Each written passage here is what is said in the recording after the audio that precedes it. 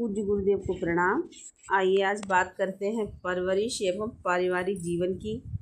तो बाबूजी ने किस तरह से परवरिश एवं पारिवारिक जीवन के बारे में बताया है कि हम बच्चों की कैसे परवरिश करते हैं और परिवार का पारिवारिक जीवन कैसा होना चाहिए। तो बालक के बोलने और सोचना आरंभ करने से पहले उसके चरित्र को उसके माता पिता तथा अन्य लोगों के सुझाव प्रभावित करते हैं। ये सुझाव बालक के जीवन के अंग बन जाते हैं। बच्चा सुझावों के अनुसार रूप ले लेता है। जब वह बड़ा होता है तो उस पर माता पिता और अन्य बड़े लोगों के सुझावों का भी प्रभाव पड़ना चालू रहता है, क्योंकि इसी आयु से विचार शक्ति आरंभ होती है।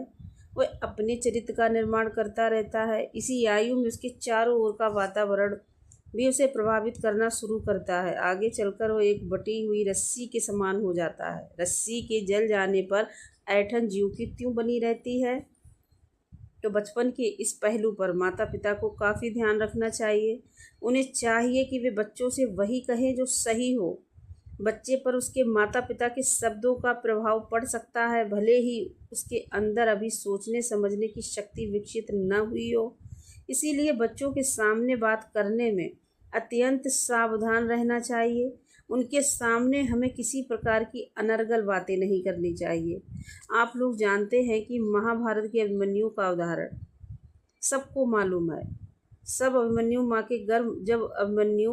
माँ के गर्भ में था, अर्जुन ने उसकी माँ को चक्रव्यूह में प्रवेश करने का उपाय बताया था। महाभारत का युद्ध आरंभ होने के समय अभिमन्यु की आयु 16 साल की थी। उसने अपने चाचाओं को बताया कि वह चक्रव्यूह में प्रवेश कर सकता है। उसने प्रवेश तो कर लिया, परंतु उसमें से वापस नहीं निकल पाया, क्योंकि अर्जुन चक्रव्यूह से वापस निकलने का उपाय अपनी पत्नी को नहीं बता पाए थे। मुझे ये पढ़कर आश्चर्य हुआ